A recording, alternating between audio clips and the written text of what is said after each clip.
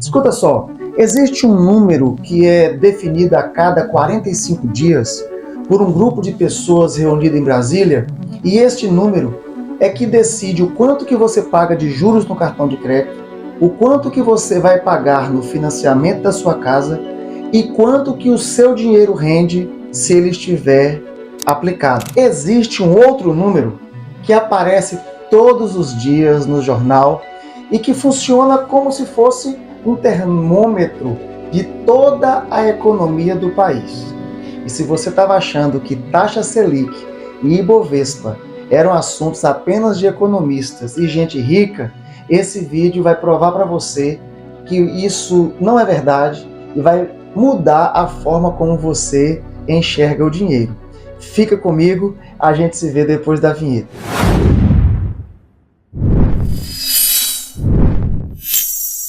Seja muito bem-vindo, seja muito bem-vinda ao canal Finanças na Essência. Aqui a gente desperta a essência da prosperidade que existe em você. Este é o segundo vídeo da série sobre economia básica. No primeiro vídeo a gente viu como que a geopolítica mundial mexe no seu bolso. Se você ainda não assistiu, você pode assistir, o vídeo está aqui no canal. Hoje a gente vai voltar os nossos olhos para dentro do Brasil. E eu vou te apresentar os dois números que são os mais importantes da nossa economia. São eles, a taxa Selic e o Ibovespa. E nós vamos começar por aquele que afeta mais o seu dia a dia, a taxa Selic.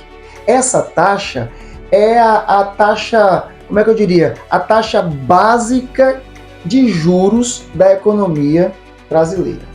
E eu sei que só essa frase parece que já é complicada, mas deixa que eu vou traduzir tudo para você nesse exato momento. Talvez você não saiba, mas o dinheiro tem um preço.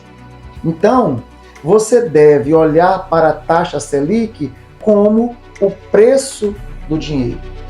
Isso significa dizer o quê? Quando você toma um dinheiro emprestado, você paga por ele. Quando você empresta um dinheiro, você cobra por ele. E a taxa Selic é a referência do preço do dinheiro que vai ser praticado no país inteiro. Quer dizer, o juro que as pessoas vão praticar quando emprestam dinheiro. E quem decide a taxa Selic é o Copom, Comitê de Política Monetária do Banco Central. Esse comitê se reúne a cada 45 dias e eles anunciam: a taxa Selic sobe, a taxa Selic desce ou a taxa Selic se mantém como está. E o que é que isso muda na sua vida? O que é que muda? Muda praticamente tudo. Quando a Selic está alta, o custo do dinheiro, o preço do dinheiro fica caro. Aí o empréstimo fica mais caro, o financiamento que você vai fazer da casa ou do carro fica mais caro, o juro do cartão de crédito e do cheque especial vai lá para as alturas. E qual é o resultado? As pessoas compram menos, as empresas investem menos e a economia, desacelera. Tem menos fluxo econômico em todo o país. Por outro lado, quem tem dinheiro investido comemora, porque o rendimento vai aumentar. Agora, quando a Selic está baixa, acontece um movimento contrário. O crédito fica barato, fica mais fácil financiar a casa ou o carro, o consumo vai aquecer e a economia vai girar muito mais. Porém, a poupança e a renda fixa vão render muito menos. Entendeu? Se não entendeu, volta e assiste novamente que você vai compreender a coisa simples. Aí vem a seguinte pergunta: professor, por que é que o Banco Central fica mexendo nessa taxa Selic o tempo inteiro? A resposta está numa palavra que o brasileiro conhece muito bem: inflação. A Selic é o freio e, ao mesmo tempo, o acelerador da economia. Quando os preços estão subindo demais, o Banco Central sobe a Selic para frear o consumo e segurar a inflação, entendeu? Porém, quando a economia está parada, ele baixa a taxa Selic para acelerar. E você guarda essa palavra, essa informação, inflação, porque o nosso próximo vídeo vai ser sobre inflação, beleza? Agora nós vamos falar do segundo número, que é o Ibovespa, beleza? O Ibovespa é o principal índice que mede as ações da Bolsa de Valores brasileira, a B3. Ele mede, no único número, o desempenho das empresas, o desempenho médio que as ações das empresas mais negociadas no país têm. E no Ibovespa estão bancos, mineradoras, varejistas, estão petroleiras, as gigantes da nossa economia estão todas ali. E a gente precisa pensar nesse número do Ibovespa como se fosse um termômetro. Um termômetro não causa febre, nem tira a febre, mas mede, mas avalia. Percebeu? Nesse sentido, o termômetro faz o quê? Mede a temperatura. Então, o número, a taxa do Ibovespa, mede o quê? Mede a temperatura que o mercado está operando. Então, se o Ibovespa sobe consistentemente, é um sinal de que os investidores mundiais que controlam o dinheiro mundial estão confiantes no futuro da nossa economia. Porém, se o Ibovespa despenca, é sinal que o mercado está com medo. E aí vem a objeção que a gente mais escuta. Mas eu não invisto em ações, por que eu vou me importar com isso? Eu vou te dar, então, 3 motivos, beleza? O primeiro motivo é a sua aposentadoria. Se você tem uma aposentadoria, você tem uma previdência privada ou participa de algum fundo de pensão, com certeza uma parte do seu dinheiro está aplicado na Bolsa de Valores, mesmo que você não saiba. O segundo motivo da importância da taxa do Ibovespa tem a ver com emprego e com renda. Quando as empresas estão valorizadas na Bolsa, elas conseguem captar mais dinheiro e vão crescer mais facilmente. E quando a empresa cresce, significa o quê? Mais contratação, mais aumento de salário, mais oportunidades. O terceiro motivo que eu te dou para te dizer que é importante esse número é que, de algum modo, a Bolsa de Valores antecipa o futuro.